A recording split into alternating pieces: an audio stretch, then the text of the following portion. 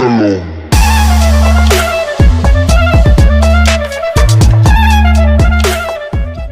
Shalom Uvrahá, meus queridos e amados irmãos, sejam bem-vindos para o React do capítulo de número 3 da primeira temporada da série The Chosen. De maneira extraordinária, o capítulo de número 3 abre com Yeshua do lado de fora da sua tenda e percebe-se que ele está acampado fora do vilarejo, fora da cidade. E ali ele pratica algo que é muito comum dentro da cultura judaica. Você que é da igreja evangélica também já pratica o hábito da oração voluntária, né, da oração espontânea, como por exemplo a Deus é Amor, é uma igreja super reconhecida por aqueles que oram bastante, muita oração espontânea, não é verdade? Então, isso dentro da cultura judaica é chamada de Hitbodedut, que é de fato quando você abre o seu coração e se conecta com o Todo-Poderoso. Então nós vemos Yeshua já na abertura do terceiro capítulo da primeira temporada, tendo essa conexão com o Pai, tendo este momento íntimo de Hitbodedut, para você que é praticante já de Torá, dos mandamentos, já frequenta uma sinagoga, já faz as orações Shacharit, Minha, Arvit, Kiryat Shema Lamitah, veja que o mestre, Mashiach, Yeshua, praticava Hitbodedut. E não só na série isto é retratado, como também nas Bessorot, nos evangelhos, às vezes que ele se retirava para se conectar com o Pai. A Hitbodedut é quando você derrama o seu coração, uma prática muito incentivada e muito bem feita, beautifully, pelo movimento Breslev. Nós vemos que a prática da Hitbodedut não é algo que nasce com a Hassidut, não é algo que nasce no judaísmo medieval. É algo registrado desde os tempos de outrora, a saber, os patriarcas Avraham, Yitzhak e Yaakov praticavam Hitbodedut porque na época não tinha Sidur, na época não tinha templo. Então isso é algo extraordinário que todos devemos praticar, a conversa com Hashem, respeitosa, honrosa, santificando o nome dele. No início do capítulo nós vemos Yeshua, sua tenda, isolado de um centro comercial, de uma cidade muito movimentada. Por isso que na abertura diz que é o ano 30 aos arredores de Cafarnaum. Então Yeshua nesse momento ele está retirado e aparece a série relatando ele olhando para os céus, ele fazendo a sua comida, acendendo o seu fogo, relatando quem de fato Yeshua foi enquanto viveu aqui na Terra, né, como humano. Quando viveu aqui na Terra como um mestre de Torá, como um rabino. E na cena, uma menininha vem e começa a mexer no acampamento, né? E aquele acampamento possuía ali algumas bonecas, algumas coisas que Yeshua, como marceneiro, carpinteiro, que no contexto original não é nem marceneiro e nem carpinteiro, e sim empreiteiro. Né? Esse é o contexto original das escrituras sagradas com relação à profissão de Yeshua. Um empreiteiro, ele é tanto marceneiro, quanto também carpinteiro, quanto também um pedreiro, porque ele precisa entender de todos os aspectos da obra para que ele possa tomar conta. Consegue compreender? Aparece Yeshua com as cordinhas amarradas nos quatro cantos ali da sua túnica. Né? E essas cordinhas, elas têm um nome, elas têm um significado, existe um motivo de Yeshua estar usando. No capítulo da mulher com o fluxo de sangue, quando ela toca na orla da veste, agora com esta imagem clara da série relatando o contexto original, nós podemos entender no que havia na orla da veste, que quando ela tocou saiu virtude de Yeshua e ela foi curada. Então a série já começa relatando, né, o terceiro capítulo, detalhes importantíssimos que todo judeu praticava no primeiro século, antes do primeiro século, posterior ao primeiro século e até os dias de hoje. Usando kippah, usando tzit, que é o nome das cordinhas, das franjas que vão amarradas na orla da veste, nos quatro cantos amarrarás as franjas nas tuas vestes. Então nós vemos Yeshua cumprindo a mitzvah do tzitzit. Isso alegra o coração porque De fato é isso, irmãos. Yeshua nasceu judeu, viveu como judeu, morreu como judeu, ressuscitou como judeu. Inclusive, vai retornar como um judeu, porque ele volta como leão da tribo de Judá. Judeu. Top. A cena volta para Yeshua no acampamento. E aqui eu não estou aqui para criticar o tipo de roupa que está usando, porque a túnica parece meio curtinha, não é? Para alguns mais ortodoxos, mais religiosos, tanto você da comunidade judaica que preza por tzniut, né? Quanto você até mesmo do cristianismo que preza pelo recato. Existem denominações que não se usa bermuda, então pode ser que aqui entre aquele velho diálogo de doutrina. Mas isso é uma série, irmãos. É uma série. Consegue compreender? Então talvez essa coisa mais proposital, mais descolada, para que as religiosidades possam ser... Agora, você se sente incomodado com isso? Acho que o problema está mais nos olhos de quem vê e julga do que tirar o lado positivo que a série quer transmitir, que é o contexto original das escrituras sagradas.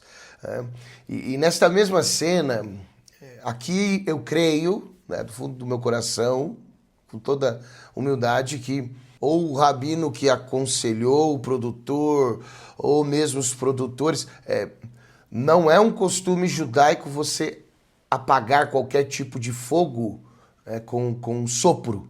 Por quê? Porque é como se você estivesse apagando uma alma viva, como se você estivesse apagando algo, sabe? Não é judaico isso, não é um costume judaico.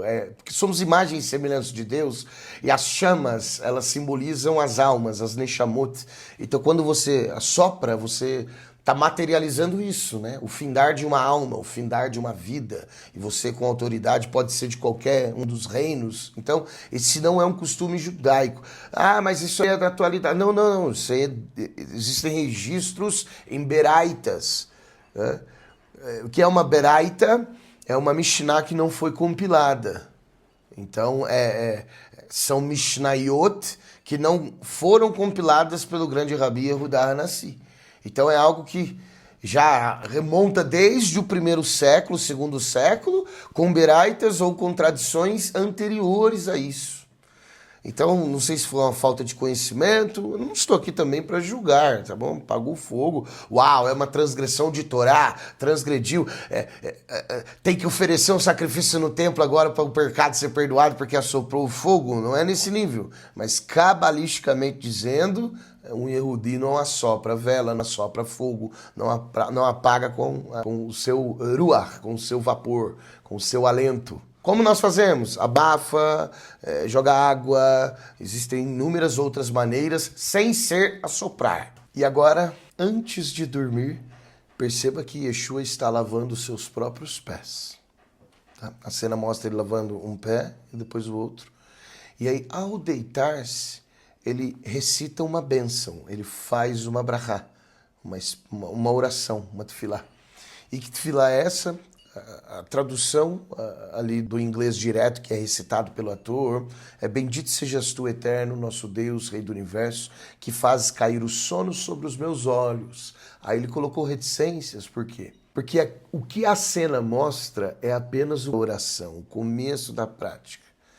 E aqui nós estamos vendo uma prática judaica que ela foi potencializada e encorajada apenas no século XVI com Arisa, os seus discípulos, Uramak, como se na era medieval esse costume houvesse perdido ou não praticado por muitas denominações e foi resgatado depois com a Cabalá luriânica, com a Cabalá do Uramak, com a Cabalá do Gra, que são cabalistas que ensinam os poderes sobrenaturais que existem quando você faz a prece antes de fechar os olhos para dormir. E essa prece em hebraico ela é muito maior, por isso que ela coloca reticências. Ela é assim, ó: Baruch ata Hashem Elokeinu melech haolam amapil revle shena al einai. Então até aqui foi o que Yeshua disse, que na série foi em inglês e depois traduzido para o português aí com a legenda, mas no hebraico soaria assim.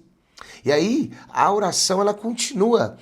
Ela vem aqui agora. Que causas a vontade do sono aos meus olhos e a sonolência às minhas pálpebras, e que iluminas a pupila dos meus olhos. Seja do teu agrado eterno dos meus pais, que me faças deitar e que me faças levantar novamente para uma boa vida e para a paz. E coloca a minha parte em tua lei, e habitua-me aos mandamentos e não aos pecados.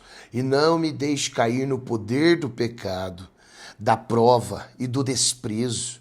E que o bom impulso me domine, não o mal, e salva-me do mau instinto e das más doenças, que não me perturbe os pensamentos e que seja a minha cama plena perante ti, e ilumina os meus olhos para que eu não durma o sono da morte. Bendito sejas tu, eterno, que ilumina todo o universo com a tua glória. Então, nós vemos aqui Yeshua fazendo essa oração, e o interessante é que no dia anterior, na cena anterior, porque agora vem a memória aqui, acabei de assistir a cena, né, o capítulo, a cena anterior, Yeshua está fazendo essa oração do final, porque lá também na cena anterior ele está prestes a ir dormir, né? Só que não registra ele fazendo a lavagem dos pés e não registra ele também fazendo a oração inicial que está lá no começo, como foi lido e retratado aqui. E não somente, meus queridos e amados irmãos, essa oração compreende, né, o que chamamos de Kriyat Shema Lamitah, que é o Shema Israel antes de dormir, que é a prece que nós fazemos antes de dormir. Então esta é a primeira das preces, seguida por outra, depois a recitação do Shema Israel completo, com os 3 parágrafos, depois os códigos, segredos e mistérios cabalísticos sobre a cama de Shlomo HaMelech e os guardiões que guardavam a sua cama enquanto dormia, que eram anjos celestiais, dos quais, através desta oração cabalística, nós trazemos estes seres maravilhosos e poderosos para proteger o nosso corpo aqui embaixo das impurezas, da tumá. Porque segundo a tradição judaica, os nossos sábios, o sono ele é 1/60 da morte. E onde há um pouco de morte, mínimo que seja, há impureza, há tumá. Então, o rei Salomão, ele criou uma oração onde todas as vezes que ele rezava, o que ele dizia, né, essas palavras, esses guerreiros desciam ao redor da sua cama. E é essa oração que nós fazemos ao redor de todo mundo. E ela está disponível para você também que gostaria de aprender mais sobre não somente cultura judaica, não somente o contexto original, mas sobre aquilo que Jesus de fato praticava no primeiro século. Aquilo que Yeshua cria, tinha fé, fazia, aquilo que os seus discípulos aprenderam com ele e passaram a potencializar. Se inscreva no nosso discipulado, envie mensagem para o secretariado para que você possa fazer parte deste ministério que vem crescendo cada dia a mais, que vem crescendo cada semana a mais, que vem crescendo cada mês que passa, cada ano que progride. Você é o nosso convidado, você é nosso irmão, você é da igreja evangélica que crê em Jesus, você é o nosso irmão mais novo, por assim dizer, e nós estamos aqui disponíveis a te ensinar. Cobra rabino, estudar na sinagoga, aprender a celebrar Hanukkah, igualzinho foi ensinado aqui, aprender a fazer essa oração na hora de ir dormir para que você possa ser protegido e ter sonhos reveladores ao invés de sonhos assustadores. Não, simplesmente não cobramos nada, nós pedimos apenas uma contribuição voluntária caso você trabalhe. Quer saber mais? Envie mensagem para o nosso secretariado. Seja um discípulo da Sinagoga Emunah Shelemah. Curta, compartilhe este vídeo para muitas pessoas, faça com que chegue nos 4 cantos do mundo essas pérolas, esses segredos e mistérios revelados do contexto original das Escrituras Sagradas na série The Chosen. Encerrando esta cena, a lavagem dos pés era costume na época de Yeshua, porque havia o templo na época de Yeshua. Tá? Os nossos sábios dizem que após a destruição do Beit HaMikdash, nós somos proibidos de fazer a lavagem dos pés, porque nós não sabemos como era feita. Como é que é? Joga água uma em cada pé? A água tem que ir até o tornozelo, até a canela? Tem que submergir? Tem que... Como é que faz? Então não existe esse registro. Tá? O Rambam legisla que precisaria da estrutura do Beit HaMikdash para que pudesse ser feita, né, no Kior, para os Koanim, para que pudesse adentrar da maneira correta. Mas nós vemos não só na Brita Hadashah, mas em inúmeras outras literaturas judaicas, que era o costume do primeiro século fazer a lavagem dos pés, quando adentrava para dentro de casa, quando em momentos específicos. Mas nos dias de hoje não existe mais esse costume, porque simplesmente nós não sabemos como fazer. E às vezes, se você fizer da maneira errada, ao invés de trazer purificação e elevação, traz impureza, traz tumá, traz retrocesso. Tá? Então, aí vai o segredo e mistério, porque a lavagem dos pés e a lavagem das mãos é uma mitzvah de oraita presente, porque a lei não foi abolida. Né? Nossa, já em debate, velho. Eu já entrei em polêmica, né? Já mais polêmica que Lili. Não tem? Tá bom, vai. Depois você corta aí. Porque a lei não pode ter sido abolida. A lei é a palavra de Deus. E Yeshua relata: céus e terras passarão, mas a tua palavra, esta não passará. E a palavra de Deus é a lei dele. Porque o que define pecado é a lei. E não é difícil guardar a lei de Deus. É difícil guardar a doutrina rabínica.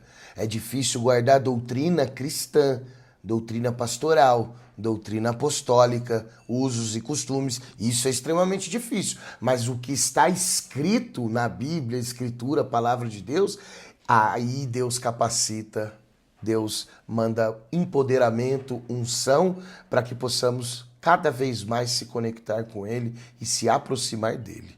Tanto a lavagem dos pés quanto a lavagem das mãos era uma mitzvah deoraita. O que é isso? É um mandamento da Torá escrita, que está registrado na Bíblia. Todavia, apenas para os Koanim, sacerdotes, no templo sagrado. E aqui nós vemos Yeshua tendo essa prática, porque mesmo Yeshua como um fariseu, e no decorrer da série nós vamos explicar que Yeshua era fariseu. Yeshua não era um cristão, um pastor, não. Ele era um rabino do farisaísmo.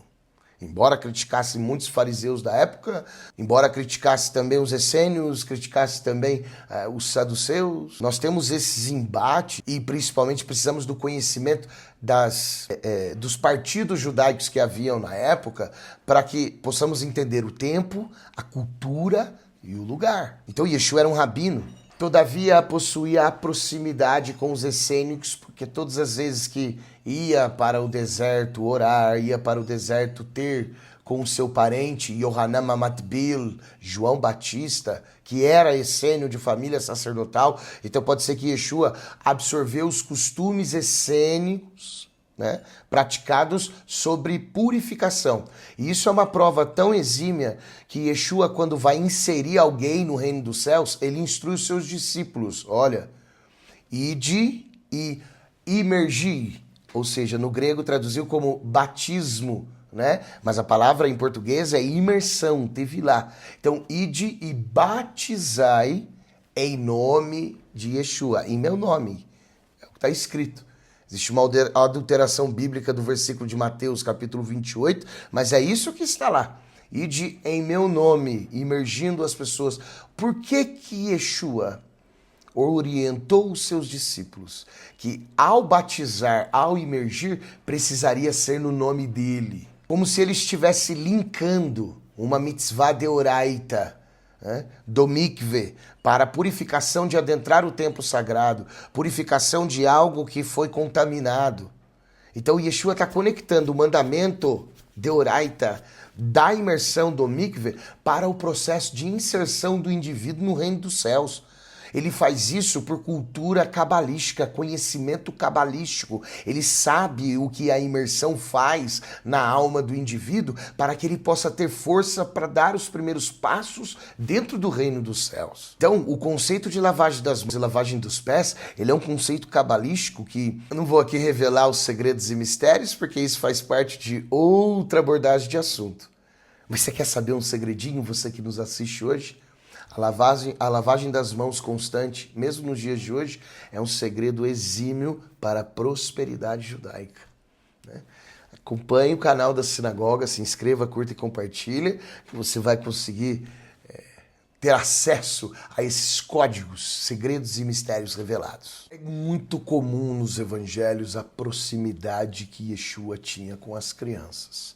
Certa feita, os discípulos de Yeshua, os apóstolos, tentaram impedir que as crianças chegassem até o mestre.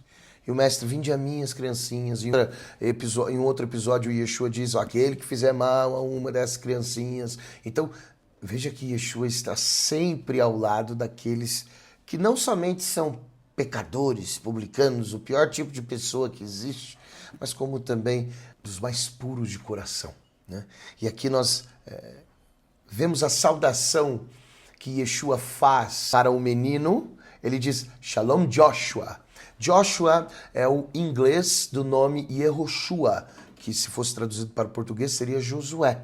Então veja que o nome do menino era Joshua, bem parecido com Jesus, né? Porque os dois deveria ser o mesmo nome, porque Yeshua, ele é um diminutivo do nome Yehoshua, né? Uma contração do nome Yehoshua. E aqui, algo que eu quero chamar a atenção dos nossos irmãos, vejam que Jesus, né, Yeshua, como nós o conhecemos, que esse é o nome dele no hebraico, porque era judeu, filho de mãe judia, de pai judeu, Yeshua não cumprimenta Josué, com a paz do Senhor, meu irmão. Não. Yeshua diz Shalom. E o que significa Shalom? Muitas coisas boas em uma palavra só. Além do significado literal, que quer dizer paz, Shalom significa segurança. Shalom significa harmonia. Shalom significa equilíbrio. Shalom significa até mesmo prosperidade, né? Não a literalidade da palavra, mas uma pessoa que tem shalom, essa é uma pessoa próspera. Então existem muitos significados na palavra shalom, principalmente quando você deseja para uma pessoa. E olha que legal, se você deseja shalom para uma pessoa e ela te responde, por exemplo, a paz do Senhor, isso quer dizer que ela não retribuiu shalom. De todos os significados que existem na palavra de shalom, na palavra shalom, ela pegou apenas a palavra paz e ela desejou para você a paz. Isso quer dizer que a segurança volta para você em dobro. A prosperidade volta para você em dobro. A harmonia volta para você, porque a pessoa não absorveu a plenitude da palavra shalom. Então existe muita diferença em você desejar para a pessoa shalom e você desejar a paz do Senhor. Muda muito. Uma palavra em hebraico muda muito. E veja que a série trouxe Yeshua se apresentando como um craftsman. Tradução literal, um artesão. Ou seja, eu construo móveis, eu faço trabalho de carpintaria, de marcenaria. Eu escutei de muitos rabinos no início da minha jornada que tanto o artesão quanto empreiteiro também, que é aquele que tem uma noção geral ali de todas as coisas, né? E ele ali aos arredores de Cafarnaum, perceba que ele se identifica que eu sou de Nazaré, ou seja, eu saí da minha cidade de Nazaré e vim para cá aqui, aos arredores de Cafarnaum. E para quem é conhecedor de Bíblia, sabe o que Yeshua foi fazer em Cafarnaum enquanto ali esteve. Ele foi, na verdade, arrebanhar os seus discípulos, iniciar o seu ministério. Cenas que acompanharemos nos próximos React. Perceba que é a terceira cena do terceiro capítulo em que Yeshua está indo dormir. E cada cena, a série trouxe um pedaço da oração. Agora ele já colocou que traz sonolência e tal, como se ele tivesse ali dormido. E realmente, o Kiryat Shema Lalamitá, que é o nome da oração que nós fazemos antes de dormir, até os dias de hoje, algo relatado na série, apresentado, feito aí pelo ator, feito aí pelo personagem, ela existe esse poder cabalístico, sobrenatural nesta oração, que é 1000 vezes melhor do que contar carneirinhos. Você cai no sono rapidinho. Yeshua interagindo com as criancinhas como um mestre. E aí vai a dica.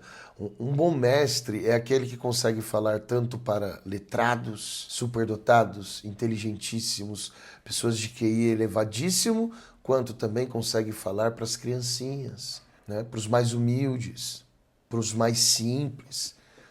E Yeshua aqui de forma descontraída, não somente dando uma tarefa para que as crianças pudessem manter-se ocupadas, mas ao mesmo tempo ele pergunta, em inglês o ator fala assim, do you all know how to pray the Shema? Vocês sabem como rezar o Shema Israel? Isso não existe dentro do contexto cristão, Por quê? Porque o Shema Israel é um texto que está registrado em Deuteronômio capítulo 6, verso de número 4. É o fundamento da fé judaica. É a prática que todo judeu faz durante todos os dias, que é a declaração daquele que está assentado no trono como sendo a nossa autoridade, o nosso Deus, que ele não é 2, ele não é 3, ele não é 4, 5, nem 6, não, ele é um. Ele se manifesta de infinitas formas, porque ele é onisciente. E a série, no capítulo 3 da primeira temporada, esta cena relata a prática de todo rabino e todo discípulo. A primeira coisa que a pessoa aprende é fazer o Shema Israel, a declaração de fé, que não foram os judeus que inventaram, ela é apenas extraída da Bíblia Sagrada. E as crianças prontamente respondem. E o interessante é que o Shema Israel, ele é uma oração que é composta por 3 parashot, por 3 porções. Deuteronômio capítulo 6, verso 4, Deuteronômio capítulo de número 11 e Números capítulo de número 15. Então, quando junta-se alguns versículos de Números 15 e alguns versículos de Deuteronômio 11 e a partir de Deuteronômio 6, 4, se não me falha a memória, até o 9, quando compila-se esses textos das Escrituras Sagradas, da Torá Sagrada, forma-se uma oração de 248 palavras. E 248 é o número de órgãos, membros, tendões. Os tendões, as juntas e os vasos sanguíneos são 365, mas órgãos e membros, eles são subdivididos em 248.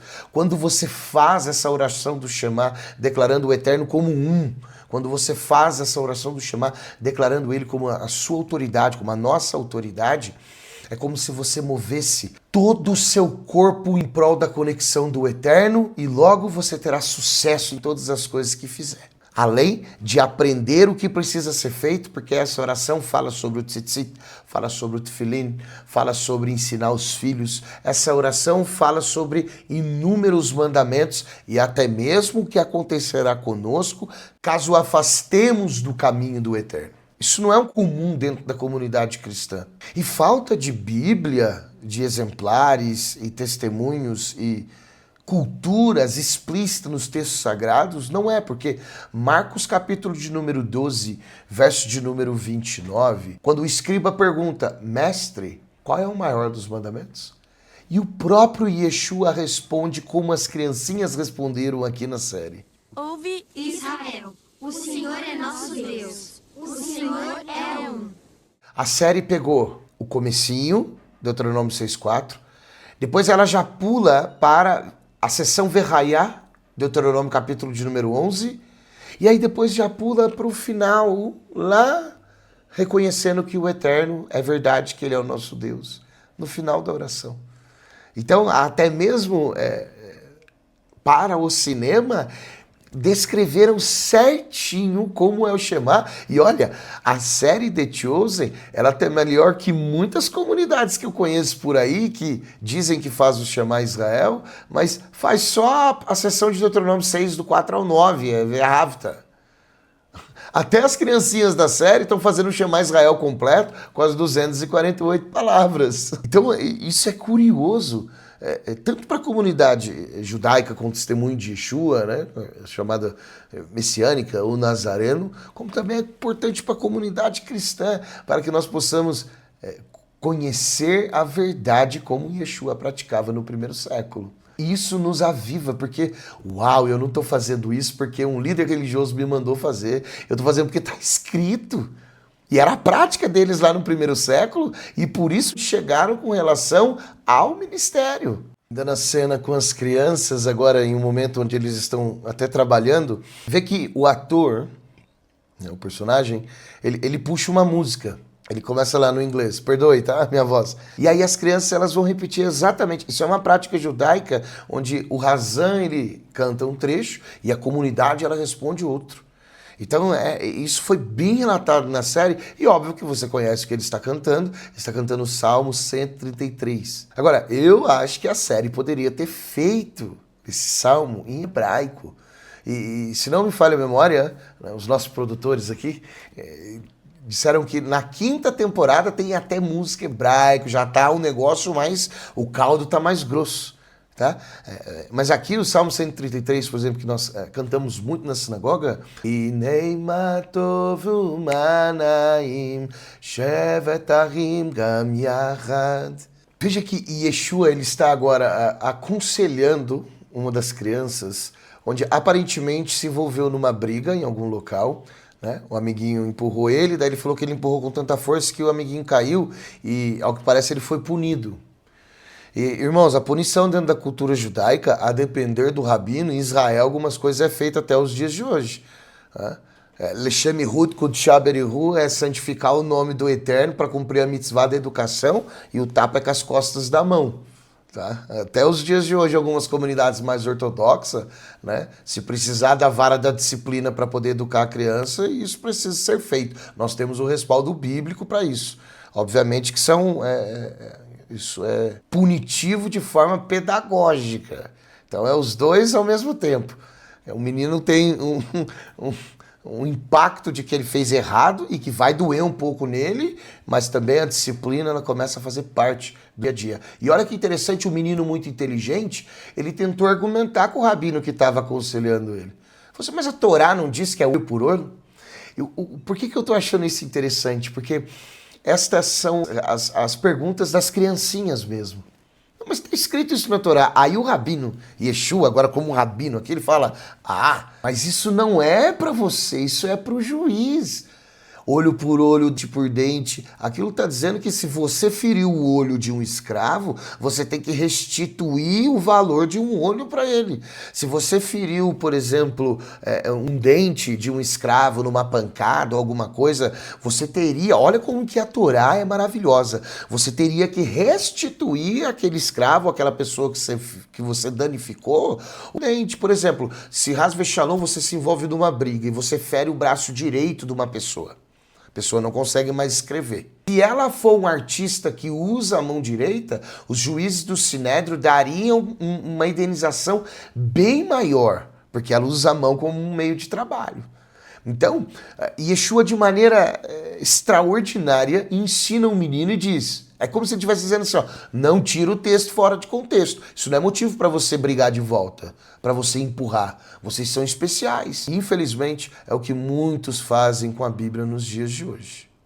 O pessoal até afirma, não, mas agora com Jesus é diferente, que a graça, a misericórdia... Não, mas olho por olho, dente por dente, está falando de restituição. Não está falando o certo pelo certo e o errado pelo errado. Então as pessoas têm uma interpretação muito equivocada das Escrituras Sagradas.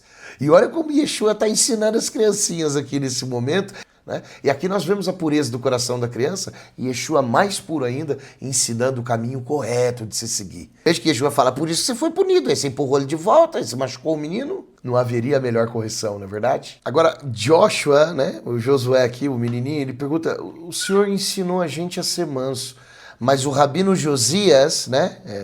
Na verdade o nome deveria ser Yoshiahu, mas o rabino Josias, ele fala que o Messias vai ser um grande líder militar. Então vejam que aqui há o conflito que paira até os dias de hoje, principalmente sobre a definição do Messias filho de José e Messias filho de Davi. Muitos negam a messianidade de Yeshua, porque, não, o Messias tem que vir trazer paz, e a paz tem que ser estabelecida através da guerra. Todavia, existe a postura e a posição do servo sofredor, que é e sempre será o Mashiach, e não a interpretação posterior dizendo que é Israel.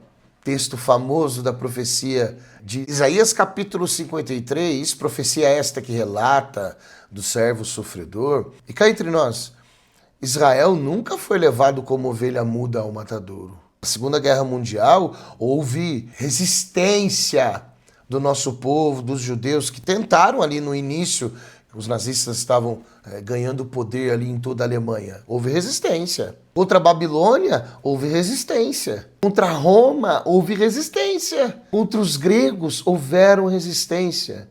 Até mesmo nas cruzadas, houveram resistência. Então, sempre houve resistência por parte da comunidade. E a interpretação de que Isaías 53, a profecia do servo sofredor, é Israel, é uma interpretação tardia. Porque os rabinos do período dos Rishonim, do período dos Geonim, do período dos Aharonim, ora, Rabi Akiva até usa a profecia do servo sofredor para que ele pudesse instituir Bar Kova. E depois, no final da sua vida, ele se redimiu e disse que de fato ele não era o Mashiach e acabou fazendo tchuvá. Então, aqui nesta cena, Yeshua, veja com categoria, você deve sempre respeitar os seus rabinos, seus professores, seja eles quem forem.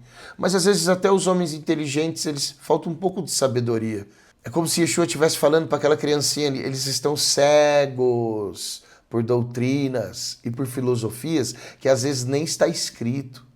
Isso aí tem cegado muitos, mas Yeshua não faz isso de uma forma agressiva. Ele faz ensinando, ele faz mostrando a realidade e mostrando principalmente, acima de tudo, a verdade. O que Yeshua está fazendo aqui com as crianças é o que chamamos em hebraico de shiur, né? É um estudo, ou pode ser chamado também de drashá, que é uma palestra, né?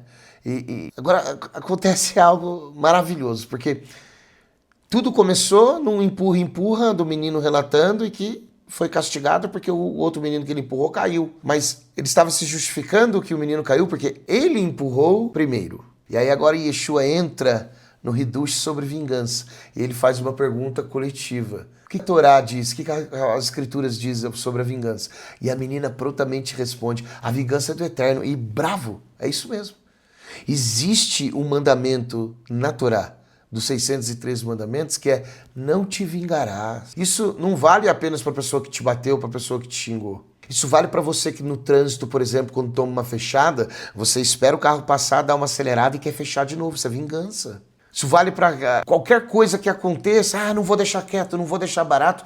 Todos esses pequenos aspectos que às vezes são desconsiderados por nós, pela humanidade, eles são vestígios de vingança. Até me recordo uma música dentro do mundo cristão, que Baruch Hashem, né, graças a Deus, muitos pastores proibiram essa música nas suas igrejas de forma sábia, que é aquela: quem te viu passar na prova e não te ajudou, quando ver você na bênção, vai se arrepender.